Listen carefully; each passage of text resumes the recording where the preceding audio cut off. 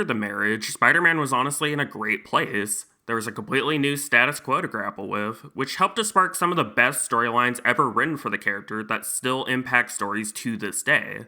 Nowhere's is more obvious than with Fearful Symmetry, Kraven's Last Hunt, considered by many to be the best Spider-Man story ever written.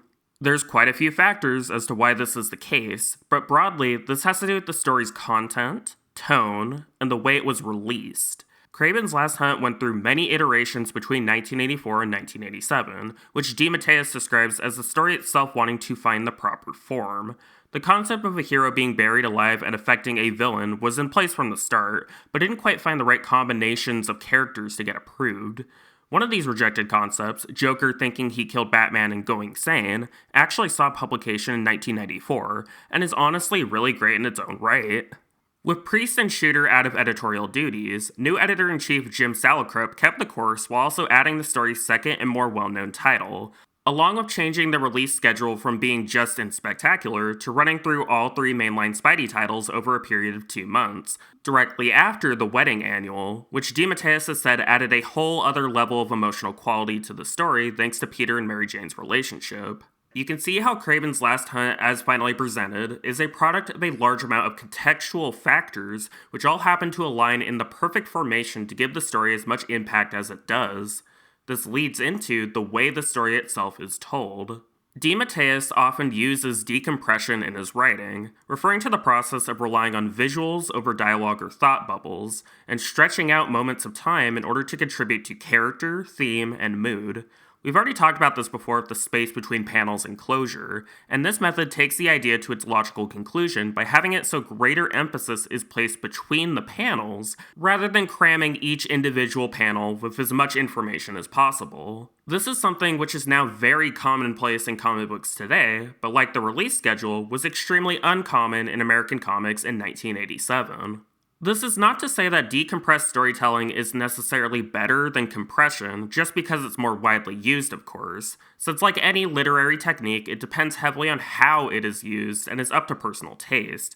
But for this particular story, I feel it was absolutely the right call. For the story itself, much of its endurance comes from its literary qualities, which is rooted, of course, in the literal references to literature by Dostoevsky and William Blake, but I more so refer to how exactly themes and ideas are built on each other in a way that feels singular and complete, rather than leaving the door necessarily open to new iterations. Peter is a man who plays the role of a beast, Vermin is a beast who shuns the role of a man, and Kraven occupies the space in between where, despite his proclamations, he fails to have a full understanding of what being either man or beast is. While we've seen this split between man and beast, or in this case spider, before in various forms, this is the first story which attaches meaningful spiritual and psychological significance to what the spider represents, not just to Peter, but to people looking to embody those ideals and values.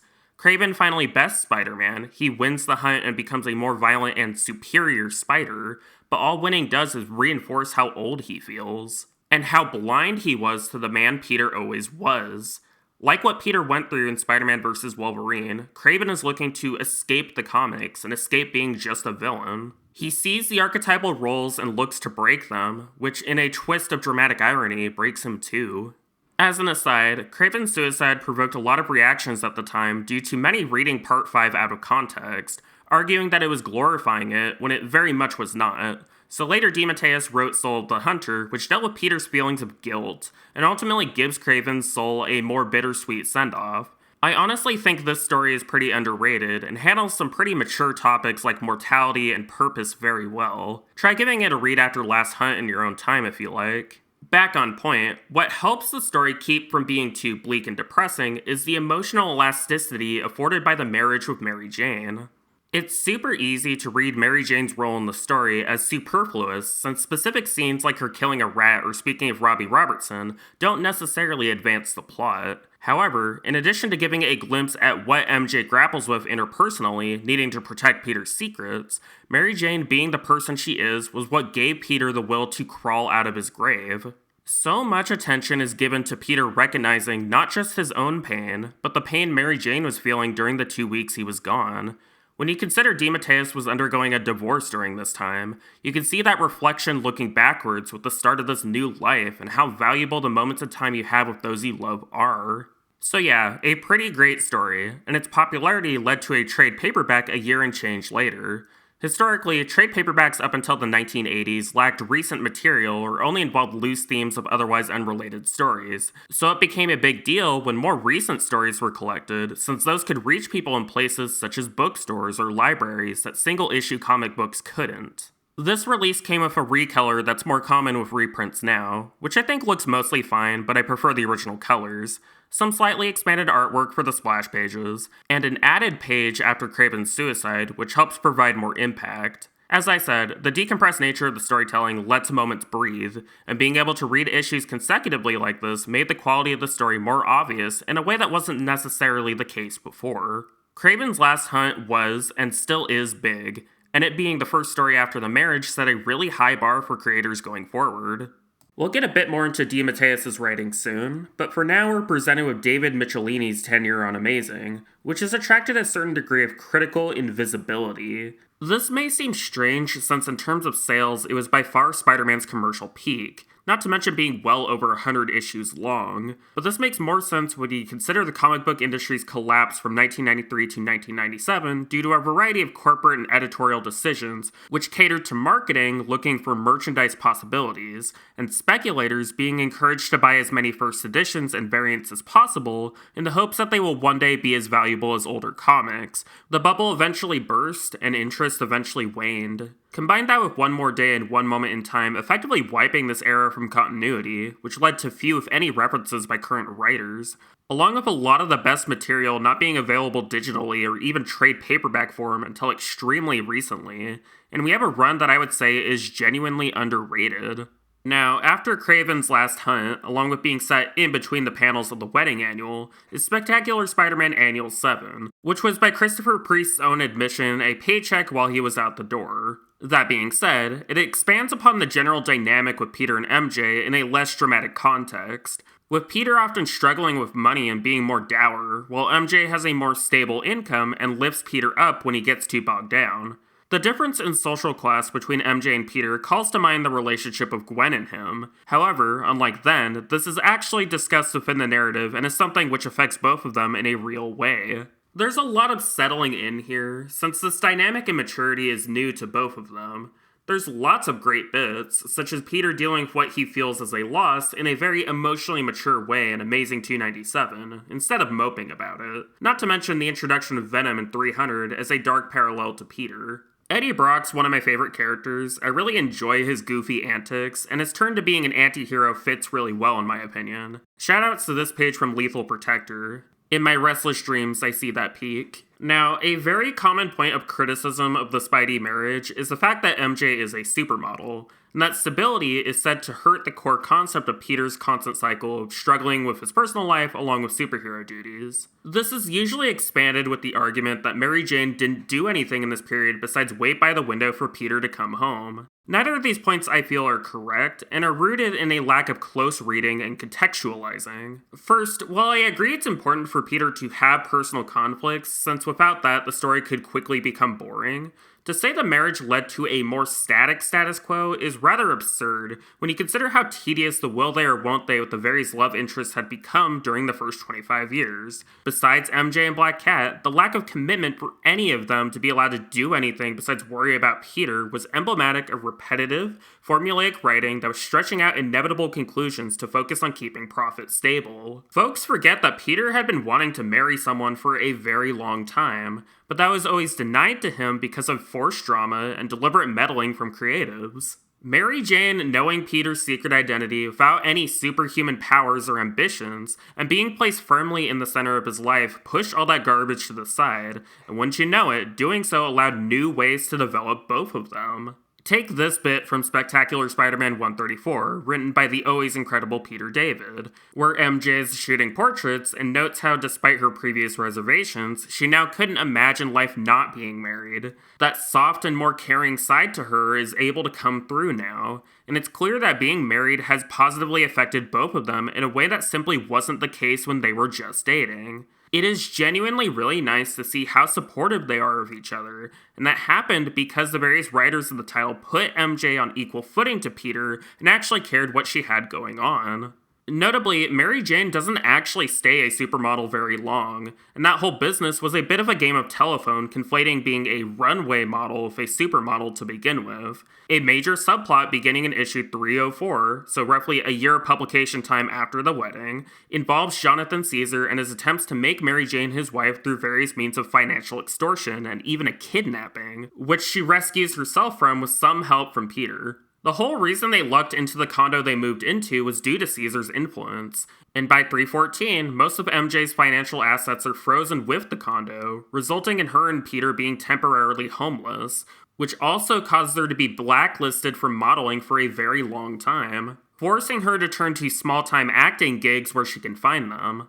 MJ didn't return to modeling at all until she dropped out of college at the end of the Gathering of Five, quite literally a decade after this. A decision which itself barely lasted a year thanks to MJ's plane blowing up, we'll get to that. After which, she once again returned to acting. This means that when folks are referring to Peter marrying a supermodel in a derogatory sense, they're referring to a period of time which only lasted 18 months, and includes some of the best Spider-Man stories ever told, such as the aforementioned Kraven's Last Hunt, Sticks and Stone, the introduction of Venom, and the really solid Tombstone arc involving his past with Robbie Robertson. To say that this particular period, shorter even than the Ditko run, ruined the characters and their appeal is incredibly selective reasoning to say the least, and completely ignores all of the benefits the marriage affords to the story under some vague sense that relatability is being harmed. Like, it's fine if you dislike the couple, but to argue great stories are actually bad by having them together is just dishonest. Just to drive my point home further, I actually went ahead and broke down MJ's appearances between Amazing 293 and 388,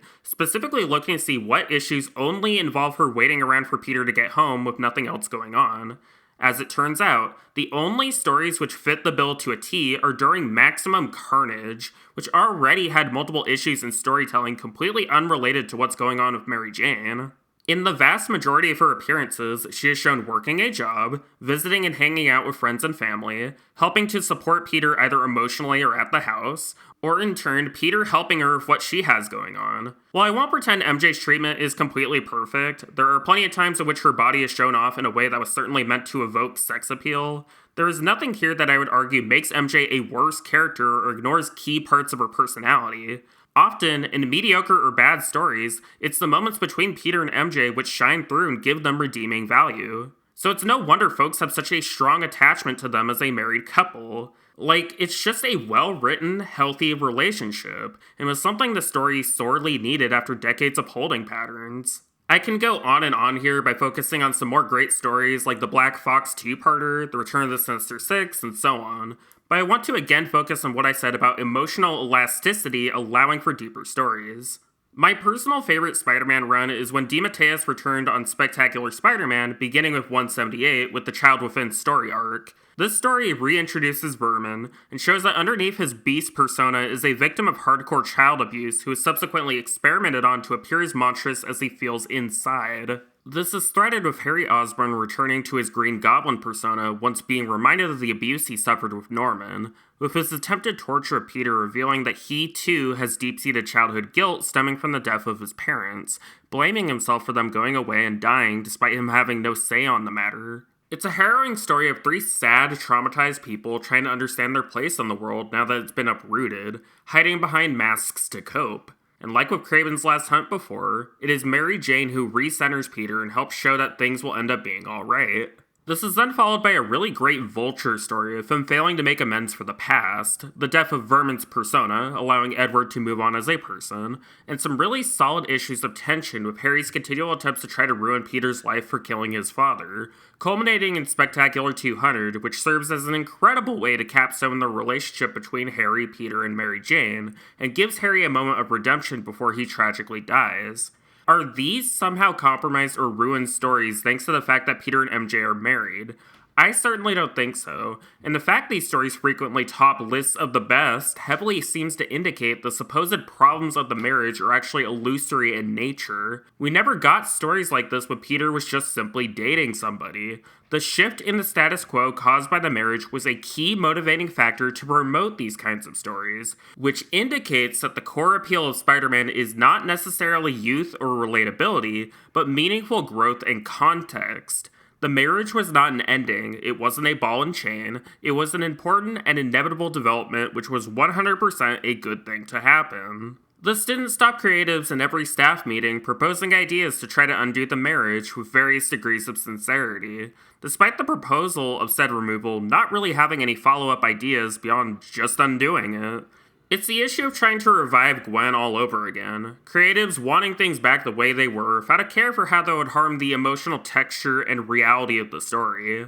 This finally gets us into the lead-up for the Clone Saga, which I would say is far and away the most misinterpreted and misunderstood part of the story due to many conflicting accounts of intentions. Things first start with the reintroduction of Peter's parents in the 30th anniversary issue 365, which was mandated by then-editor Danny Fingeroth for what I presume was dramatic marketing reasons, since he never fully intended them to stay long in the story and were written in a specific way to avoid triggering Peter's spider sense. Fingeroth kept his writers in the dark, presumably to keep them in the same headspace as Peter and MJ, since the ambiguity of whether or not they were truly his parents is at the crux of the drama. Take this scene from the backup of 371, where events from Mary Jane's past are cleverly summarized through the framework of a small role she's acting for a film. This provides a contrast over her conflicted feelings with Peter's parents returning to his life, and how deeply she wants Peter wholly and completely in a way she's never felt before, while still wanting the best for him. The layout of these panels is genuinely beautiful. I think about them a lot. Despite his many reservations, Peter does genuinely want his parents back in his life, and thanks to that context from the child within, we can understand the deeper motivations behind this, which makes sense for the character. Of course, the parents end up being strange sort of robot clones built by the Chameleon as revenge for Kraven's death, and shortly after Peter reveals himself as Spider-Man to them, they tragically die. This trauma is further compounded with Harry being the one beyond the grave who pushed Chameleon to do this, which sends Peter into a spiral where he becomes Spider-Man full-time to cope with the pain, made even worse with Aunt May having a stroke shortly after an intense argument with MJ.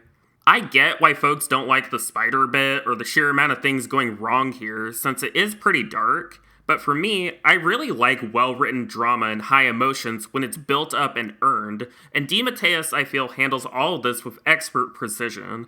The way MJ struggles to deal with all this along with previous hurts from her father is super compelling and makes me feel for her. We are fully in her perspective and are equally as confused and concerned for Peter.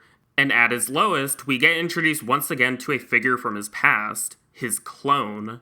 Now, as fun as it sounds to attempt to summarize and critique the entirety of the Clone Saga, doing so is largely unnecessary since there's so many extraneous elements here that even at conception didn't really have a point. Like, yeah, Judas Traveler is sure around, there's a fake-out skeleton, there's whoever this guy is. So instead, I will truncate as much as I can, and then dive into the reason behind specific decisions, along with why the story was even commissioned to begin with.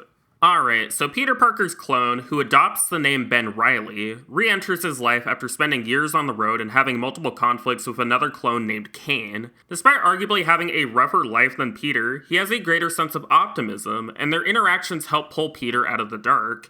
He genuinely feels like Peter's lost brother or something, and remains a highlight of the arc. After that, Ben starts crime fighting in a goated outfit. Mary Jane reconciles fully with her father and reveals she's pregnant to Peter's joy. The Jackal returns with a clone of Gwen since, of course, Dr. Octopus dies. Aunt May dies in a beautifully heart-wrenching story. Peter gets put on trial for a murder that happened while he was buried during Kraven's last hunt before Kane exonerates him. Peter's revealed as the clone with Ben as the real person. And finally, the utterly abysmal maximum clonage happens. After all that, Peter gives up the webs to prepare to be a father with Ben taking the mantle of Spider-Man and having a new life and supporting cast. However, the abysmal reaction to the clone identity reveal forced the creatives to almost immediately backpedal, resulting in some incredibly convoluted retcons to try to sort things out, the worst being Scarlet Spider Unlimited, which re-retcons the retcon of Joyce Delaney, so she actually was a clone of Gwen and the High Evolutionary is just lying for no reason. Things eventually culminate in Revelations, with the titular revelation being that it was actually Norman Osborn orchestrating everything as revenge for his apparent death and the supposed corruption of his son Harry, but rather darkly implied that he stole Peter and MJ's baby shortly after childbirth. Ben is killed and Death is revealed as the real clone, and Peter and MJ, while horribly shaken and traumatized, begin the process of moving on thanks to the newfound support they have for each other. So there's just so much here. And honestly, most of the stuff written for Clone Saga, beyond some key issues, is genuinely solid. I really love Ben Reilly as a character, and the relationship between Peter and MJ, barring one rather unacceptable moment, is a consistent highlight. It's just that the regressive attempt to sideline MJ and Peter with a baby, while a coded, younger, and less attached version of Peter takes the mantle, is not only pretty confusing, but effectively argues that the past 20 years of stories didn't truly matter since we weren't following the real Peter Parker. So how did things get this way? Well, if you ask Tom Brevoort, one of the current executive editors at Marvel, he would say that the intention of the storyline the entire time was to get an unmarried Peter without undoing the marriage in prior stories via a cosmic retcon or something. While there is an argument to be made later creators intended this result, on the onset, this was not the case. And it's odd Brevoort says this when the person who approved the Clone Saga, then editor-in-chief Tom DeFalco, has stated in multiple interviews that the original intention for the story was to give Peter and MJ a baby, reveal Ben as the real person, have Ben go off on adventures, and then pull the rug out and reveal Peter actually was the real person with Ben as the clone. This would mean Norman would have never come back to life, Ben Reilly wouldn't have died, and would have gotten his own solo adventures like the Lost Years, and most notably, Mayday Parker would have remained alive with the story shifting to focus on Peter and MJ as new parents.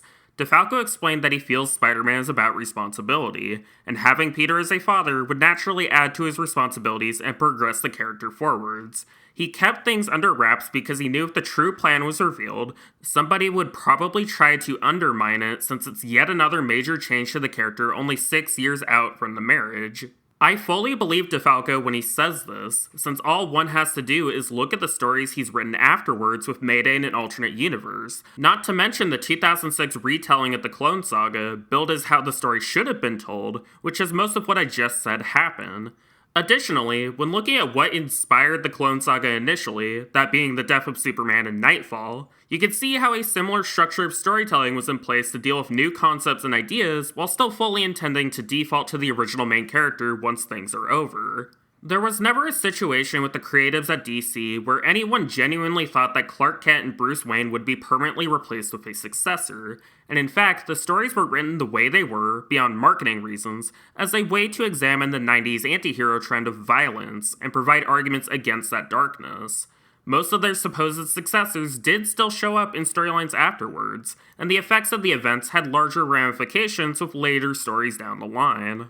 So this hostile, adverse reaction to Ben being the real Peter Parker was part of what DeFalco intended for the story. You were meant to feel this way because it was built to be undone once Mayday was established. However, that 90s market implosion I was talking about before ended up scuffing these plans, with Marvel buying their own distributor and sales plummeting, leading to multiple staff changeovers and artificial extensions to the story heavily motivated by marketing.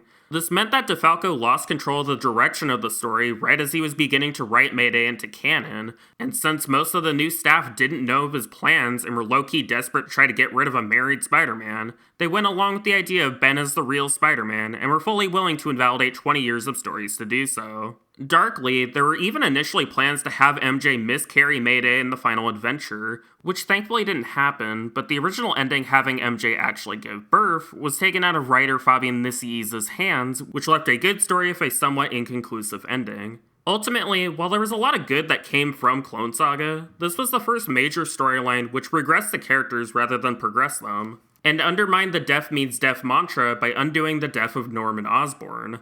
Granted, I actually quite like a lot of Norman's post-Clone Saga stories, and I do genuinely love how he's written in Revelations and the Osborn journals, but him being alive by effect blunts a lot of the impact of the night Gwen Stacy died, not to mention quite a lot of Harry's motivations as a character. The removal of Mayday caused a deep fracture in the concept of canon with Spider-Man, something which has never fully healed. Outside of specifically marked material via format or creator interviews, every comic book that was released up through Clone Saga was implied to be canonical. This is why Scarlet Spider Unlimited was such a convoluted mess, since unlike with DC, which uses the concept of crisis crossovers to rebuild parts of canon, which includes completely rewriting character origins, the idea was to keep Marvel characters as the same people and only retroactively introduce new ideas on top of what is considered a fundamental base. What's notable then is situations where material that is considered canon when written is suddenly shifted into non-canon status, which by effect rips out portions of continuity due to relying on that context. Peter David's run on Spider-Man 2099, for instance, was to genuinely be the far future of the setting, with Miguel as an interesting contrast to Peter both in cultural heritage, being mixed Hispanic-Irish, and the going-ons of his day-to-day life as informed by a dystopian metropolis, and the control his job has over him via chemical dependence of Rapture. Notably, a preview of the first 3 pages of issue 1 ran with Amazing Spider-Man number 365, along with a backup focus on Hobie Brown. When considered in the context of DeFalco's intentions to make Peter a father, and the fact that 2099 along with a Prowler miniseries were concurrent with the pregnancy reveal, then that to me indicates that the future New York which the writers imagined is one that draws much more from contemporary reality in terms of racial diversity. Hypothetically, one could imagine Peter, Ben Reilly, Miguel, and Hobie all running their own series. However, the firing of DeFalco as editor-in-chief, the lack of follow-up on the Prowler miniseries, and 2099's editor Joey Cavalieri being fired, resulting in the line being cancelled with the remaining writers quitting in solidarity, not only resulted in an unmooring of Peter, but an unmooring of the future. Suddenly, 2099 was no longer speculative fiction that was eventually going to become the future of 616. Instead, it was changed to only be an alternate future, relegating Miguel's status as a distant successor into a hypothetical which no longer had roots or legitimacy in the story itself. Suddenly, Hobie Brown continually blips in and out of the story, and struggles to reclaim the relevancy he had before despite the radical implications of him first donning the Spider-Man suit. It's telling, then, that Mayday's existence as Spider-Girl came about because DeFalco still wanted to write Mayday as a character, but had to do so under the presumption that anything he writes branches off from what the true canon is, into the parallel reality of MC2, which itself branched from an issue of What If that received a disproportionately large fan response. Despite numerous threats of cancellation, Spider-Girl remains the longest consecutive solo series featuring a woman ever done at Marvel, sitting at an even 100, which indicates to me that what Mayday represents about the future in 1998 was resonating with people in a way that took much longer with more established characters. With all these cases, we see successors to Peter who have new and interesting things going on with them, who are relegated to the fringes and left to wither and die rather than being integrated into the mainline narrative in a meaningful capacity. It all stems from the same root that caused Clone Saga to spiral out of control to begin with, a lack of genuine acknowledgement that Peter as a character was capable of or even needed to grow out of his current role into a new one, an idea antithetical to antiquated notions that superhero stories must go on forever, despite the endless repetition showing that everything has an endpoint. It is so bleak and depressing to see how happy Peter and MJ are about their future of their child, only for metatextual forces completely outside of their control ripping that away. The future is a void, the present is forever, get back to work, Spidey. Despite all of this, and in spite of so many conflicting intentions, Peter and MJ are still together, and if anything, this experience has brought them closer together and made it that much harder in the future to attempt to break them apart. This then leads into the Howard Mackie John Bryne run. Now, for various reasons, I'm not a particular fan of it, which isn't exactly a controversial opinion. While there's some solid stuff here, like Identity Crisis and Revenge of the Green Goblin, there's also a lot of scrambling to account for major shakeups, along with more regressions. Bryne's issues, such as The Gathering of Five and the final chapter, I feel are the worst of the bunch, not to mention the failed reboot Spider-Man Chapter 1, which attempted to replace the Ditko era with more modern reimaginings that ironically now feel more dated than those original stories. You know, shout out to a horrific explosion when Peter goes to the Science Museum that never gets referenced again. Love that. Anyway, I brought up this quotation from Howard Mackie a few times already, and now we finally have enough context to provide further nuance to this opinion. To reiterate, Mackie feels the marriage was too static since it removed sexual and romantic tension from the story, and he feels the biggest mistake of Spider-Man continuity was killing off Gwen, since her death led to the dominoes of the marriage, baby, and clones. I've already explained why I don't agree with this, but the important thing to note is that Mackie needed to contend directly not only with the mess that was Clone Saga and its aftermath, but multiple editorial decisions which were completely outside of his control. It makes complete sense to me that he would feel the marriage is static, since a huge step progressing it with Mayday was blocked, and so without that and lacking the social clout to make larger changes himself, he was funneled into a pretty awful status quo to work with. It's hard to write great stories when you need to bring back Aunt May or try to kill off Mary Jane with a plane explosion. Right, back to that. While it's ambiguous if this was a genuine attempt to get rid of MJ or a glorified marketing gimmick, it ended up sinking the run due to how depressing the fallout was, with Peter becoming homeless, along with Flash and Liz effectively victim blaming him for MJ dying. Shoutouts to Randy for being a real one at least and letting Peter stay with him. Ultimately, this era was a messy scramble that only recovered at the very end once MJ is found to have been kidnapped, restoring a heart that shouldn't have been lost. With the 2001 annual leading Peter and MJ into a separation, at the very least, Mackie succeeded in wiping the slate clean for the next writer to have a genuine go at things without having to put up with what he dealt with. Enter J. Michael Straczynski, who is probably the most prolific writer to ever write for Spidey. Given this clean slate, he immediately sets to work establishing new elements and building up the core of Spidey again. This leads into Ezekiel and the further expansion of mythological elements to being Spider-Man, which had been alluded to before. Peter getting a job as a science teacher and thus becoming much more rooted in the contemporary culture of New York, and perhaps most surprisingly, actually using Aunt May for something after decades of character limbo. As if that wasn't enough, in an act of some extreme cosmic coincidence, Aunt May learns that Peter is Spider-Man literally right when 9/11 happened. No, I am not kidding.